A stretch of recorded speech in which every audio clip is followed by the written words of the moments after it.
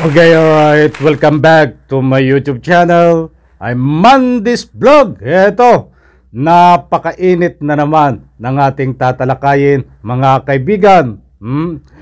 Pagpatalsik dito sa leader ng terorista na si Arnie Teves, tinawag na kalukuhan lamang.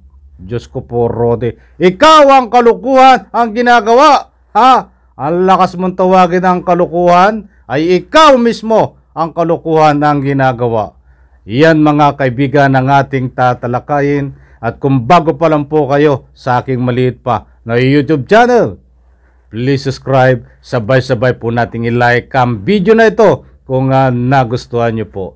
Ako po'y muling nagpapaalala mga kaibigan, kung pwede lang ho, patapusin po nating panoorin ang kabuuan ng vlog na ito. At nang sa ganun po, lubos nating maunawaan. Heto na, samahan niyo ako mga kaibigan. Pinuna ni dating House Speaker at Davao del Norte Representative Pantaleon Alvarez ang pagpapatalsik kay Arnie Teves. Inihalal daw ng taong bayan ng sinibak na kongresista pero sinordcut ng Kamara ang proseso sa pagtanggal sa kanya. Nasa frontline ng balitang yan, si Marian Enriquez. Kalokohan! Yan ang komento ni dating House Speaker at Davao del Norte 1st District Representative Pantaleon Alvarez sa mga dahilan ng pagpapatalsik kay Arnie Teves Jr. bilang kinatawan ng ikatlong distrito ng Negros Oriental. Sa sulat na ipinadala ni Alvarez kay Majority Leader Manix Dalipe, ipinarating nito ang kanyang no vote sa rekomendasyong i-expel si Teves. Ayon kay Alvarez, halal ng taong bayan at may mandato si Teves pero pinangunahan daw at sinortcut ang proseso. Gumagawa lang daw ng dahilan ng Kamara kaya dinamay ang ilang Facebook post ng kongresista. Hinintay daw sana ng Kamara na mahatulan si Teves kaugnay ng pagkakadawit sa pagpaslang kay Negros Oriental Governor Roel Degamo bago ito tuluyang patalsikin. Hindi na naihabol ang boto ni Alvarez dahil absent siya sa sesyon sa plenaryo noong Miyerkules pero ilalagay ito sa record bilang manifestation ng kanyang boto. Matatanda ang 265 ang bumotong pabor na patalsikin si Teves. Walang tumutol at 3 ang nag-abstain. Ang mga miyembro ng Makabayan Bloc na nag-abstain, ikinaalarma ang pagsama ng deklarasyon kay Teves bilang terorista sa mga ikinonsidera sa committee report. Itong anti-terrorism law ay talagang unjustifiable, ay unconstitutional. More so dito sa dito sa APC na ito na wala naman itong kredibilidad talaga na mag-designate ng terrorism. At tingin natin wala ito doon sa code of conduct ng Kongreso. Yung isa pang historic dito para bang kinikilala, nile-legitimize ng House of Representatives yung terror designation. Para bang hindi ba kaya ng House na mag-discern on its own? Maaari pa sana silang bumotong pabor kung hindi kasama ang isyong ito sa mga kinonsidera ng komite. Sa puntong ito, may magagawa pa ba si Teves? Ayon sa House Secretary General, maaari siyang maghain ng petition for certiorari sa Korte Suprema para questionin ng pagpapatalsik sa kanya. Pwede namang makabalik si Teves sa Kamara kung papalaring manalo for re-election sa 2025. Nagbabalita mula sa front. Okay, alright. Nako po, talagang matindi din to. Itong congressman na ito, talagang matindi. Ay titingnan natin. Atin pong tatalakayin yan mga kaibigan. At gusto ko po munang magpasalamat at shout out News 5. Ipaintulod ho ang paggamit ng kaunting video clips nyo. Okay, heto. Nandito na naman tayo. Panibagong tuklas. Ika nga'y sinasabi ko nga lalong tumatagal ang panahon, lumilipas, ay kakaiba po ang ating natutuklasan. Talagang pagising natin ay mayroong iba't ibang sorpresa sa ating buhay. Hindi lang po sa ating personal na buhay ang maraming sorpresa sapagkat maging dito po sa ating binabantayan na Digamo case na meron tayong pinaglalaban. Panayan dating ng sorpresa. Mantakin mo itong congressman na ito. At dito muna tayo dumako. Napakarami yung sinabi niya. Diyan, mamaya natin natatalakayin yan. Yang laman ng video na yan. At tingnan po muna natin ito mga kaibigan. Kung makikita nyo po diyan sa screen, kasama ho ng leader ng terorista. Diyan po sa video, may larawan nandiyan po na ito po isang congressman na si Pantaleon Alvarez, congressman ng Davao, kung hindi ako nagkakamali mga kaibigan. Diyos ko po, Rodi Mahabagin, ito ay nananaginip din ng gising mga kaibigan. Hindi ho tayo nagpapakalat ng fake news, nagbabase ho tayo sa video na pananalita na kanyang binibitawan no diyan sa video na yan, sa ruling ng video na ito'y maliwanag na nananaginip din ng gising. Shout out sa mga nananaginip ng gising. Matulog kayo nang hindi ho kayo managinip ng gising. Sino nga ba ito? Mantakin ang loko-loko na ito. Talaga ang lakas ng loob sabihin na kalukuhan lamang ang ginawa na pagpapatalsik ng leader ng terorista na si Arnie Tevez diyan sa Kongreso. Naku po, bukod tangi na ito ay bumoto ng no, mga kaibigan. Ang boto ho nito ay ika nga'y sumusuway sa pagpapatalsik. Mamaya natin tatalakayan. Dito muna sa pagkatao nito. Huwag tayong mainip, mga kaibigan. Sapagkat importante po nating malaman ang pagkatao nito na ika nga'y pinapakalat sa social media na kalukuhan lang ang ginagawa. Ikaw ang loko-loko. Bakit hindi ka loko-loko? May katibayan kami. Nakalukuhan ang iyong ginagawa. Hindi kami taong bayan ng kalukuhan ng ginagawa. Sapagkat sinabi mo na kalukuhan Ang pinapatamaan mo diyan ay taong bayan at pamahalaan. Ikaw ang kalukuhan ng ginagawa. Huwag kang mag-alala. Sasabihin ko kung anong kalukuhan ng iyong ginagawa. Inuulit ko po, ang pangalan po nito ay si Pantaleon Alvarez, isang congressman. Diyan ho. Diyan sa Davao. Ito ho ang kalukuhan ginawa kaya napatalsik. Diyan po. Ito po ay dating speaker, mga kaibigan.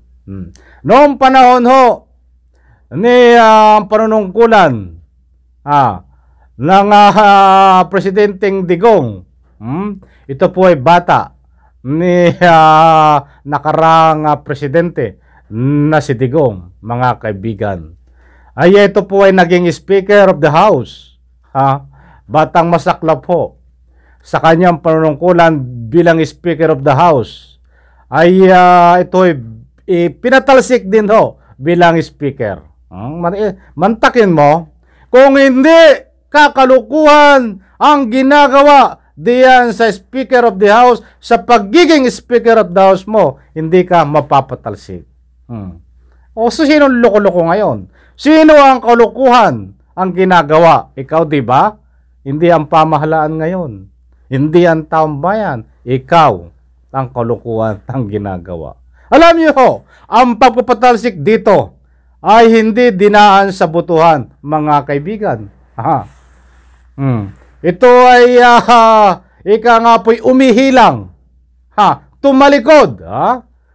Pagtalikod doon ito, biglang pinalitan bilang Speaker of the House. Pinatalsik, mga kaibigan. Yan po ang kaunting ika nga pinadaanan lang natin kung sino itong si Pantaleon Alvarez na kalukuhan ang ginagawa.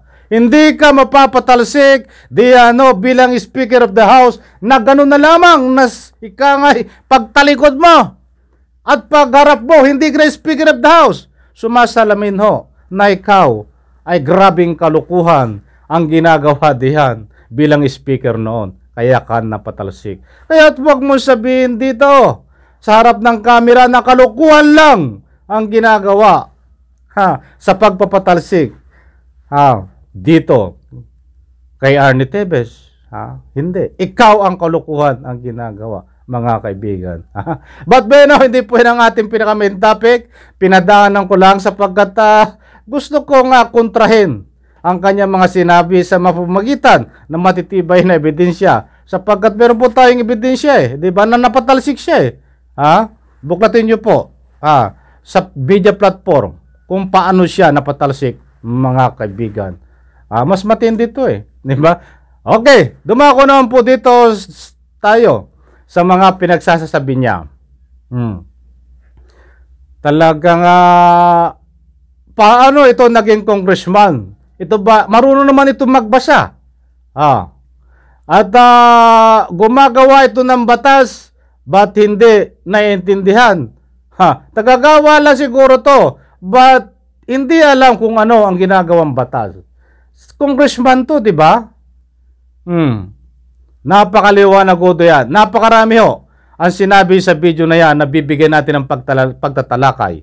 Bibigyan po natin ng oras lahat yan kapag may pagkakataon. Subalit kapag wala na dito muna tayo mag-focus. I-highlight natin. Naika nga po itong kinu-question niya na dapat hindi pinatalsik ang ginawang pagpapatalsik dito kay Arnie Tevez sa Kongreso dahil kalukuhan lang ito. Unang-una ay hindi pa nahatulan itong kaso tungkol dito sa Digamo case. Kaya dapat intayin muna ang hatol dito sa Digamo case bago patalsikin at hatulan diyan sa Kongreso, mga kaibigan. Para hindi magulo. Para hindi tayo rumble, dito po muna tayo mag-focus sa sinasabi niya na yon. Maliwanag po, hindi ko na uulitin. Pambihira tulog ng tulog kasi ito sa pansitan, mga kaibigan. Ano ang kaugnayan? Ano ang kaugnayan sa Digamo case? Nitong ika nga po bakit pinapatigil niya? At tumututol siya dito sa pagpapatalsik sa Kongreso na ika nga po'y kalukuhan lang ito. Ano ang kaugnayan dito sa Digamo case? Sinasabi ko nga po congressman na natutulog sa pansitan, nananaginip ng gising.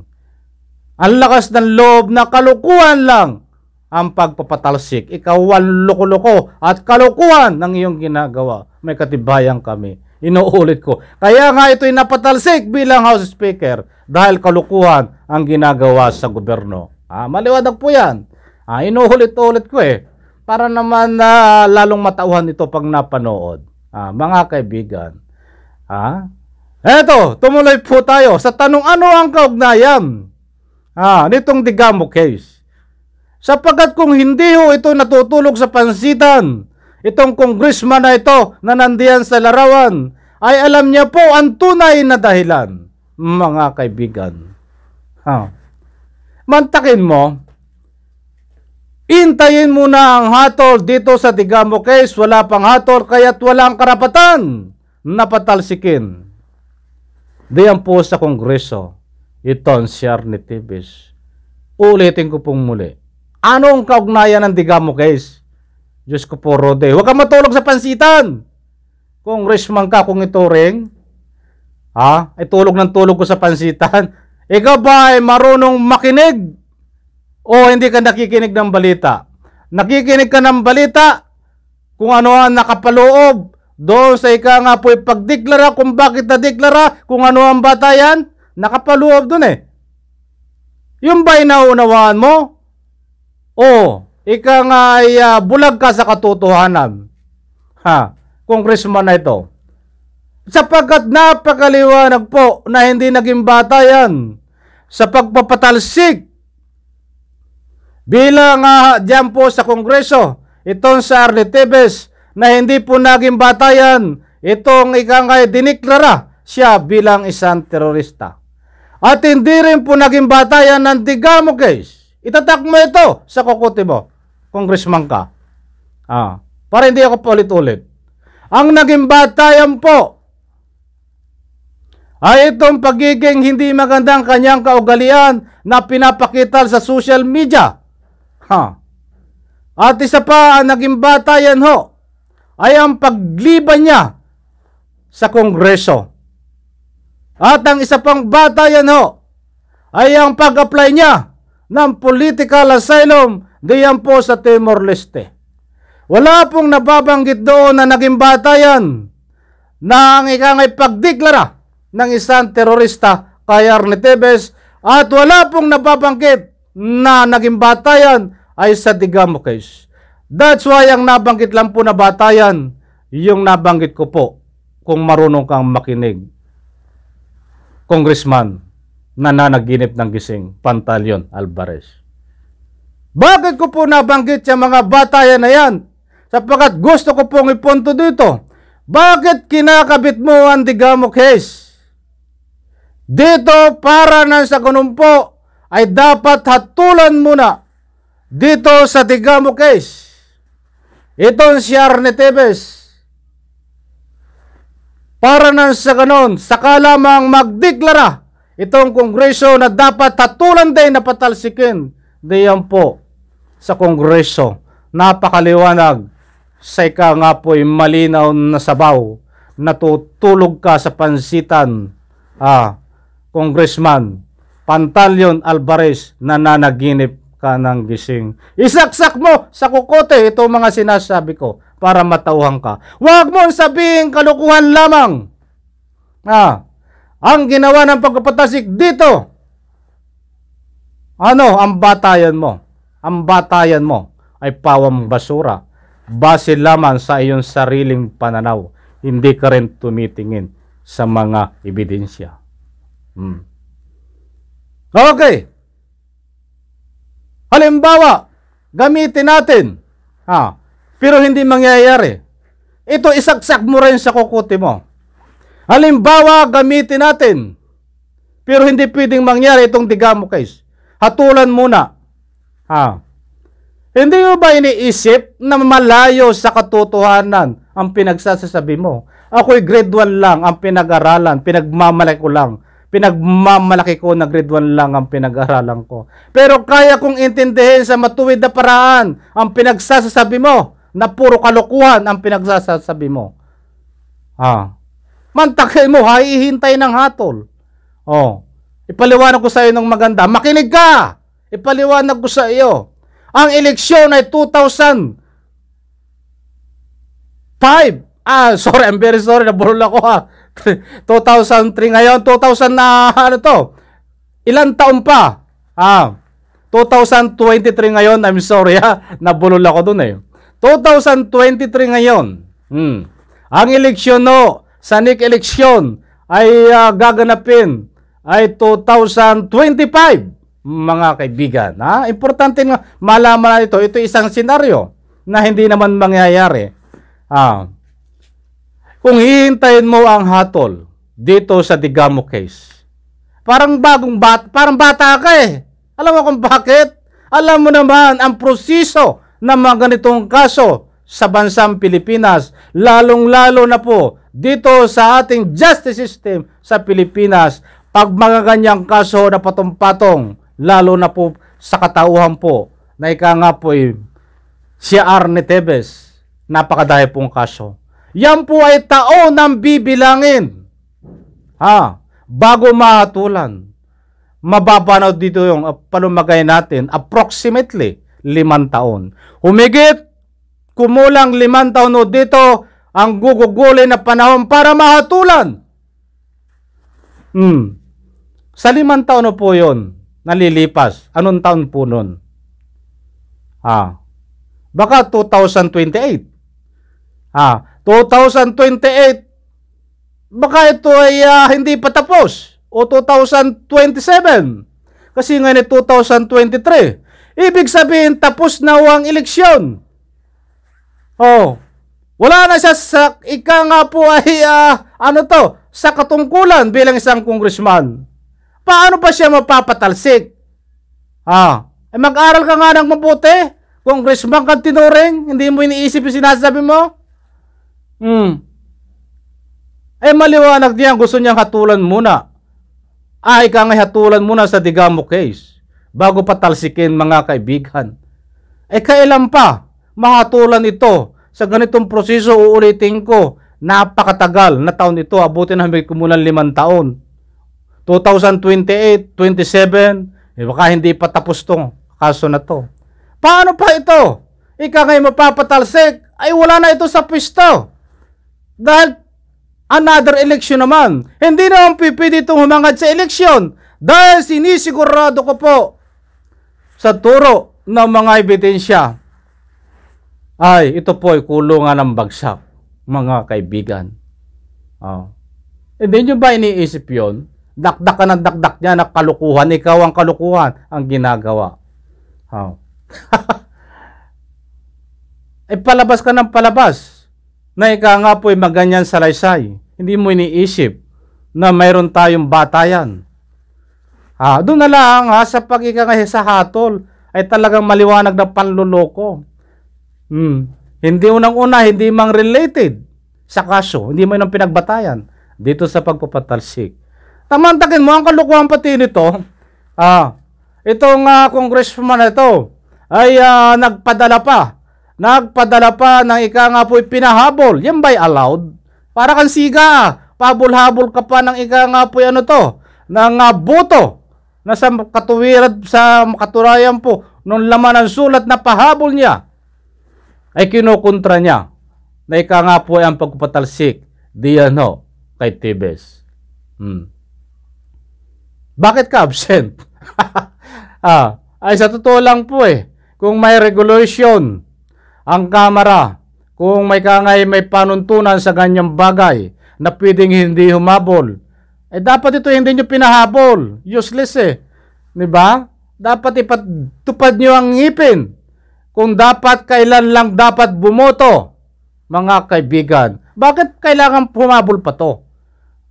Kung totoo dapat pala lahat humabol. Dapat mayroon kayang pinal na desisyon na ika nga po hindi pwede ang pabol-habol.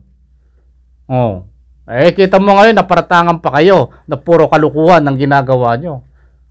Yan ang loko-loko. Kalukuhan ang ginagawa, mga kaibigan.